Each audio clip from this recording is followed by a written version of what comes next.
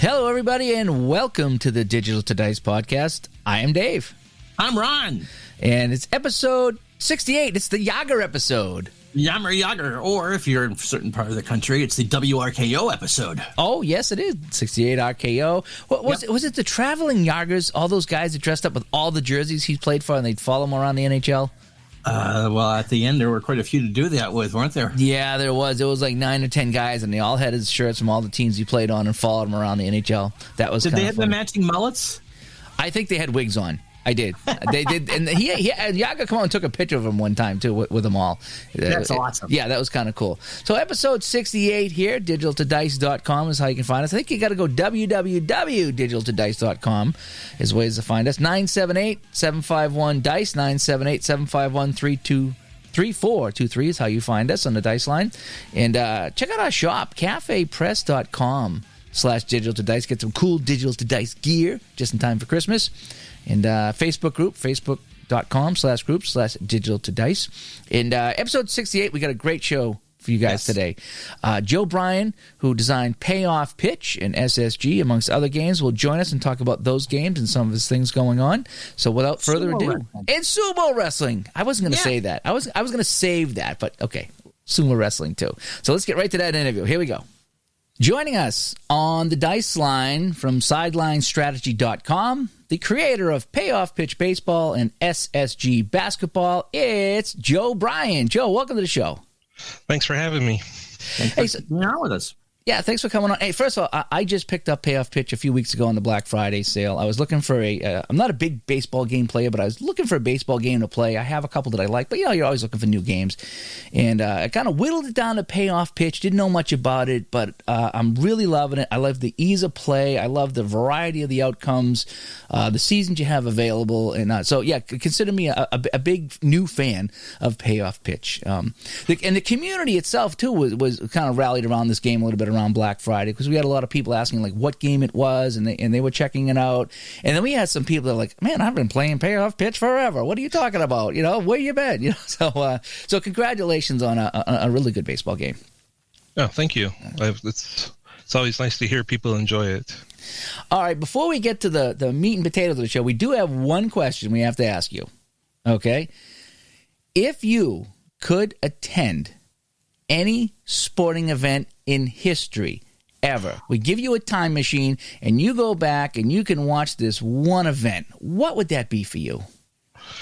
Holy cow. Probably 1982 Game 5 of the ALCS when the Brewers beat the Angels. For those who don't remember, the Angels won the first two in that series, and Milwaukee took the last three in Milwaukee to go to the World Series. Yep. Yeah. Yeah, I think that would have been a good game to be at. Yeah, if you're being a Brewers fan, that would be a great one. So, yeah. All right. Well, good answer. Wait, where is it? Where's my... Oh, no. No! There we go. I'm sorry. Good answer. My bad. Wrong button. I'm still, you think I know these buttons after a year and a half, right? You would think so, Gardner. All right, so let's get right into it, Joe. So your website is SidelineStrategy.com, and you have Payoff Pitch Baseball, SSG Basketball. You also have a sumo wrestling game, right? Yes, I do. Okay, and you have Payoff Pitch Softball on that as well. And then you have you also sell Glory Days Boxing, and you have some precision sports games. So tell us a little bit about the website and some of these games. Sure. Well, the website is I'm not really good with websites, to be honest. So it's a little basic, but it does its job. So I offer my own games, and then every now and then I get contacted by other people that want to sell their games. Sometimes they're just asking for advice, so I tell them what I know, which is not a lot, but I try to help as much as I can. Anthony, I offered to host his game for him, and he does Glory Days Boxing, which has been very successful as far as I can tell. I'm quite happy with it. Yeah. I think he's happy with the response. And I know he works hard to get new sets out as soon as he can. So that's been a great relationship. So you have your stuff and you have other stuff on this website as well. I do. Okay, good. Yeah. Tell us a little bit about the precision games. Those are mostly quick playing games. They cover a wide variety of sports not usually covered, biathlon, archery. They have 3 different rugby games, rugby 7s, 13, and 15, which I think is like rugby league, rugby union. I'm not 100% up to speed on my rugby, but the games they seem popular. They're PDF based. Creator is Paul Morris. He's in the United Kingdom, so he sends me the files. I host them for him. I think it would be kind of fun. I'm looking at like the biathlon would be interesting to play, and precision handball. I played that in high school. That was kind of fun. So it might be fun checking out some of those precision strategy games. So let's start at the beginning, shall we? Let's go back. So tell us about how you started in gaming itself. Like, what were some of your first games and first experiences? It really started back when I was around 10 or 11. I had just moved into a new neighborhood, and one of the first friends I made was a couple years older than me, and he introduced me to Stratomatic Baseball. That was my first tabletop sports game. And then from there, we played all 4 Stratomatic games: hockey, baseball, basketball, football, mostly baseball and football. And then he kept getting new games, and we would try them. He started making games for us to play. So he made a baseball game and a football game. And since he was doing it, I tried. And so that was probably around 12. I made my first game. And I've made all sorts of games, boxing, horse racing, countless baseball games, football, basketball. So, yeah, that's kind of where it started. It was just... made a new friend, and he introduced me to tabletop sports, and it's been 30 plus years now. Nice. Still rolling the dice. So you started developing games at an early age, getting creative and all that. So now let's get up to modern day here. So you got a Payoff pitch and SSG basketball. Which one did you create first? Basketball started first. That one was in development for 12 years, I think. And then I started working on Payoff pitch baseball about 2 years after I started the basketball game. But it took me almost 10 years to release the games. Just I can be a little bit of a perfectionist, so I just keep tinkering with the games, and in my eyes, they're never quite good enough to release, but... I think we're all like that. We all want it to be better than, sure. Yeah. Sure. So I'm sorry, go ahead, Ron. So what was the genesis behind Payoff pitch? Because I could obviously see some Stratomatic overtones in the game. So what was there something that you wanted to tinker, the 50-50? I mean, what did you go with that design? Yeah. So I played mostly Stratomatic growing up. Then I moved to Pursue the Pennant, which eventually became Dynasty League. And like you said, it I'm not sure it bothered me, but I always thought, well, there has to be a way that the pitcher and the batter can interact every at-bat, and it's not just one card or the other that determines the result. So that was the impetus for creating the game. Was like, I want to create or play something that involves both players, and I didn't want to just have a modifier where like the pitcher is +3, right. The Apple school of how that goes. Yeah. So I just, I don't know, I'm not really sure how the game itself came along, but somewhere along the idea, I got the idea to, look at the pitcher card, then go to the batter card to get the final result. And that's where we are now. When you're developing these games, whether it's the baseball, the basketball game, one thing that, I'm just wondering what goes through your mind is you want to design a game that people can learn and play, but you also want to have some depth to the game. Sometimes there's got to be a fine line between this game is fun and anybody can play it and getting the depth and the detail I want without over-complicating the game. How do you kind of figure out where that line is? For me, I just design games that I want to play, and I know there's several ways to make games more complicated or more advanced. But for Payoff Pitch baseball particularly, I just wanted something that was a little more advanced than Strat Basic, but not too complicated where you would need several, 100-page rule book to play. I just wanted something concise and easy to pick up. And I think if most people that have played other games are able to come into Payoff Pitch and just pick it up and play it almost without reading the rules. The first time I watched a video, and it might have been Anthony, might have been the first person I saw a video on it.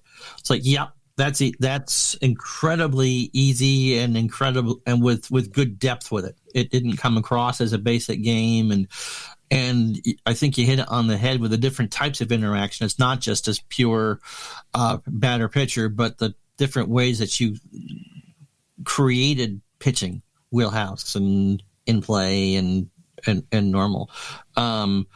Were you able to get general numbers for that? Is that all by feel? I mean, I don't want to, go into your formulas or anything like that, but how did you get to that type of interaction? It trial and error. Okay. It did take a long time. I do have some background in math, so I'm familiar with stats, but a lot of it was trying different things, and the game that is available now to everyone is a lot different than it was when it first started. I think that tends to be the case for most games. Yeah. So it's just over the course of playing the game and then sending it out to a few friends to play, I took their feedback. So what was going through your mind when you finally had, let's say Payoff Pitch, and you got it, and you're like, I know you tinkered, and it's probably, you still want to tinker with it, I would imagine, today from the sound of your voice. Yes. When you finally said, I'm going to put this out for sale, what was going through your mind, and then what was the reaction you got when people actually started paying money for your game and you were getting feedback? Yeah, I didn't actually intend to put it out for sale, but my wife said that I'm spending too much time on it not to make money on it, so I have to sell it. So going back, before I started releasing my own games, I was working with Downey Games, and originally my game was going to be released through Downey Games, but then it does have a very Downey title, actually, now that I think of it. Yeah. And then Jeff Downey, he I think most people know he had some health problems, and he had to step away for a while. And then when that happened, I sort of lost contact with the family and with him. So then I waited about a year, and then I released it on my own. So the reaction was a little overwhelming when I first started. George from Gen 1400 Games had offered to print the game for me and sell printed copies, and it was quickly apparent that the reception of the game was higher than he anticipated, so he wasn't able to keep up with the printing part of it. So then I, in not really wanting to print it myself, I worked with Tim Plum from PT Games, so he published it for me for a while. So yeah, the reaction has been just overwhelming. There's literally been tens of thousands of people that have purchased either a PDF or print version of the game and played it. And I'm still in awe a little bit that people enjoy the game as much as they do. Well, again, I'm a strat basic guy, baseball guy, so this was just the next logical step for me. And I think Ron was the one that told me that. He's like, if this is like strat advanced, but just a little different, and I think it's a lot easier for me to play with still so much baseball in the game, Now, you got some of the best printed cards in the business. Yeah. Talk about that for a sec, because people rave about your cards. Yeah, to be honest, as I had mentioned, Tim Plum was publishing the game for me. He had planned to move to Ireland to continue his schooling, and said he would not be able to continue printing the game since he was moving. So then I looked for a local print company, and I went to a couple different ones, and then I settled on this one, mostly because he was nice to me when I came in. But yeah, there was one print company that took all my information, and then I guess I decided they didn't want the business. But the person I'm with right now, he was very helpful. I showed him what I had, so I took a sample of the printed game that I had on hand from PT Games, and gave it to him, and he picked the card stock really, and said this will work best. And I'm like, okay. And the cost was actually quite reasonable. I'm like, okay. So the printed cards are all due to the printer saying this is what I want to print it on. And I'm like, yeah, that looks good to me. So they're coated cards, so they have a nice sheen and gloss to them, and they are heavy, so they do cost a little bit to ship. But they really are nicer than 90% of what's out there, including the bigger companies. Yeah, I mean, yeah, if you compare it to like a Strat card, or even I haven't gotten a Dynasty League game in quite a while, but their cards seem a little thinner, or at least the ones that they used to have. Walk us through how you design a season. That is a long process. Okay. So when I first do a season, I always start with the fielding ratings. Mm-hmm. And then usually the ballpark ratings come next, because I need those ratings to be able to determine the pitcher ratings. Mm-hmm. So that's the progression. It's always fielding, ballparks, pitchers, and then batters. Okay. And Seedheads has that nice database for ballparks too that you can, is that what you use, or? I do. So I actually use several sources. There's 4. Okay. Seamheads, I do get their ballpark database, Mm-hmm. and then I also use the retrosheet.org website. Yes. Data, baseballreference.com, and then Fangraphs. All good sources, yeah.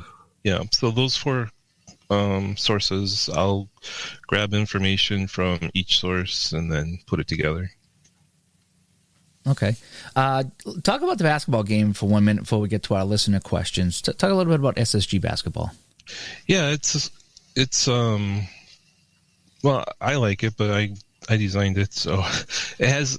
Basketball is not quite as popular as baseball, it appears, but the game does okay, relatively speaking, and that one is I'm not that it's a 50-50 game, I would say.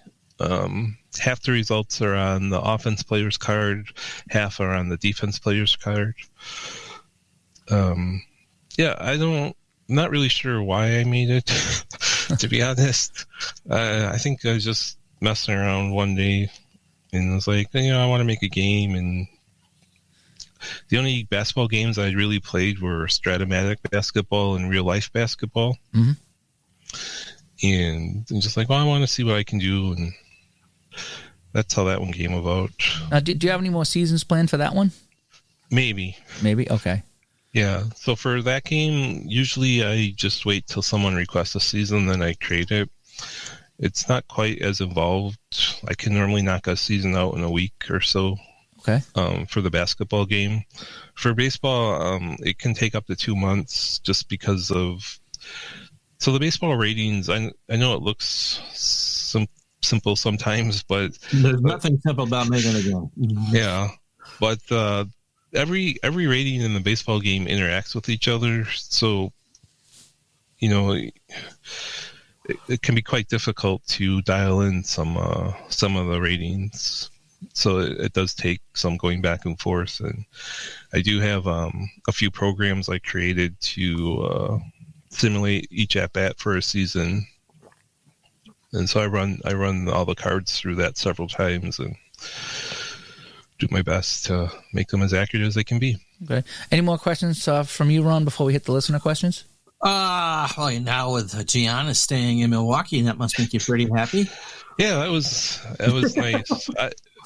And the sports talk radio here they kept waffling back and forth like, yeah, he's going to sign, don't worry. And then earlier this week, it was like, oh my gosh, he hasn't signed yet. We're going to lose him. And so, yeah, everyone's pretty happy yesterday. At the max. So is there a football or a hockey game in the works?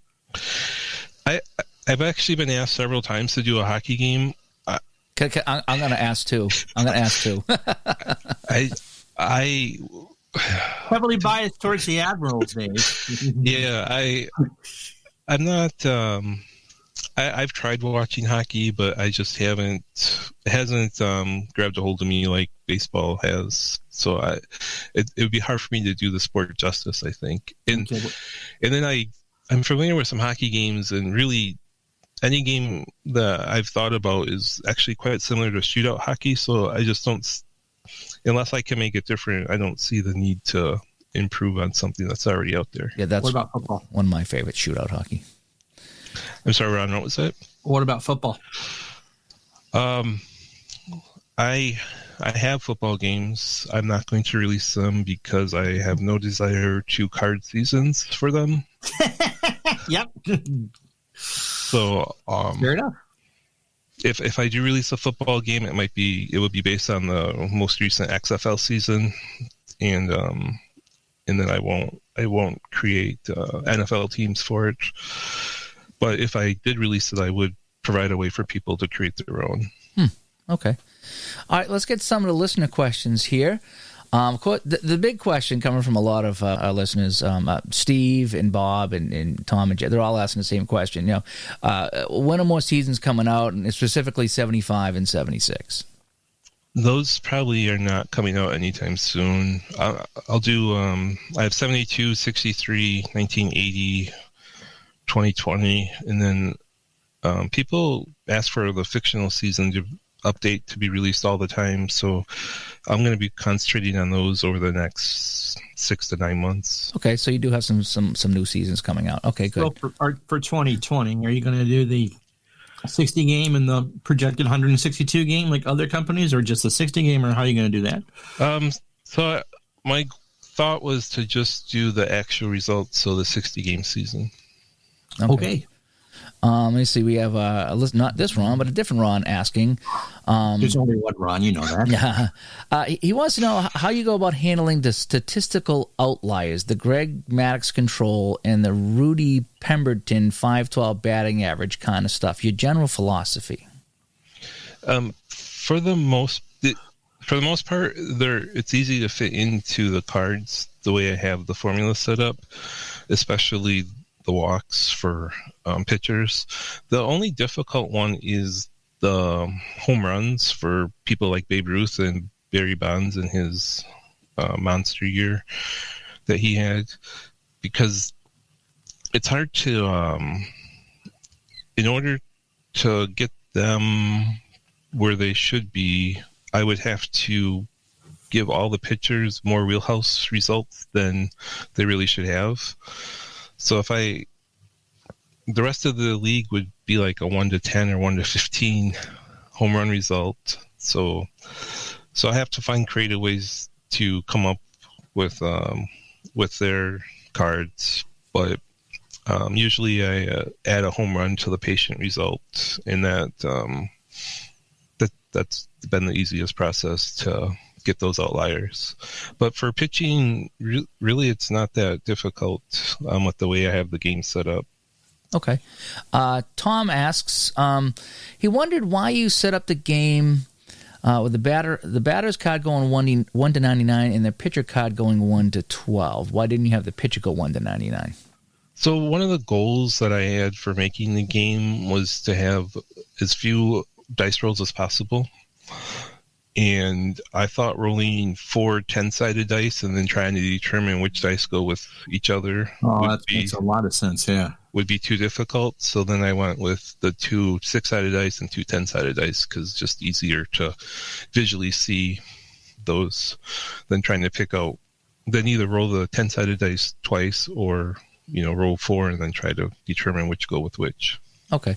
One last question from Andy. Would you ever consider making a decades set? Consider it, yes, but it wouldn't be anytime soon. It seems like every day someone asks me for a new season set. So my goal has been to create as many season sets as possible, and then once those are maybe not all done, because that would not be, I don't think I'll ever have every single season ever, but once I have most of them, then I can do other sets, like a decade set or a all-time great set, something like that. Okay. So it must make you feel good that people are playing your game and asking you for more seasons, though. Yeah, it is. Actually, it's kind of a catch-22, though. The more popular the game becomes, the less time I have to actually work on seasons, because the time I would normally do that, I'm filling orders, packing and shipping things, and I don't know if I'm just doing that wrong or what, but it takes a lot longer than I think it should to put a game in a box and send it out. I missed this one here. Jeff asks, I'm wondering about the level of interest in payoff pitch softball and if a 2020 NCAA rosters would be produced. There is not very much interest in softball. Okay. I think maybe in the course of the last 3 years, I've had 5 people ask about it. So, I think it's actually a better game design than the baseball game, even though they're very similar. But I think it's just the subject matter. Doesn't seem to be a whole lot of interest. I do have one person that was willing to help with the stat collection for 2020. That takes up half the time of the rating process. So I'm going to give him some information and then see if he supplies it, I'll create it. But it might take a few months. Okay. One thing we didn't come around to was the Sumo game. That's what I was thinking. Before we go, we got to hear about the Sumo wrestling game. You can't see it, but I'm wearing a Sumo hoodie right now. My wife and I discovered Sumo back in the 90s when ESPN used to air it, and every basho that tournament that comes up, there's 6 every year, and we watch them religiously. So I love Sumo. I know it's a lot more nuanced than just 2 fat guys hitting each other. So my goal with the Sumo game was to just have something that could be played in the same amount of time a real Sumo match is, which is usually around 6 seconds. So if the PDF is $5 here, how many Sumo wrestlers are in that one there? Around 100. I can't really? recall the exact Wow, number. A lot. Okay. And you can set up matches with them and play in that game and the whole bit? Anybody can play anybody? Yes. Yeah, you can. You have to be over 300 to be considered a Sumo wrestler. So there's, I thought there was. I know there are weight limits. There's actually height and weight limits, but there are Sumo wrestlers that are a lot lighter. There's a couple new ones that are smaller than me, which is not saying much because I easily fit the weight. But I forget what their. I should have looked it up, but they're under 5'8", and I think they're around 200 pounds only. So I used to almost fit that description, Dave. I didn't realize I had that career. I almost fit it. I do, yeah. So this is more of a fun creation for you, the Sumo thing. The Sumo thing, yeah. So yeah, with all my games, it's just usually I have an idea. I'm like, hey, that sounds like a good idea, and then I try to create something that I would like to play.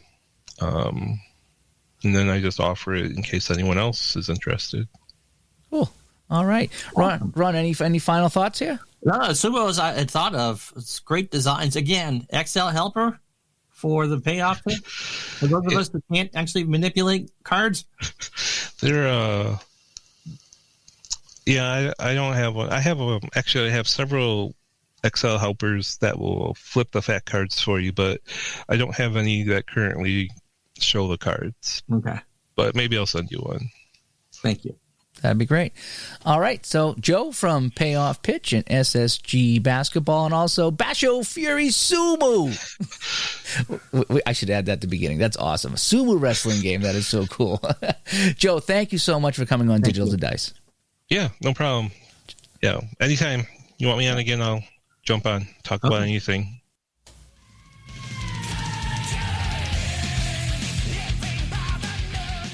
All right. I want to say thanks to Joe for coming on and talking some Payoff Pitch and SSG Basketball and sumo wrestling. I might have to check that out. You should go back. The Game 5 of the 82 ALCS is on YouTube.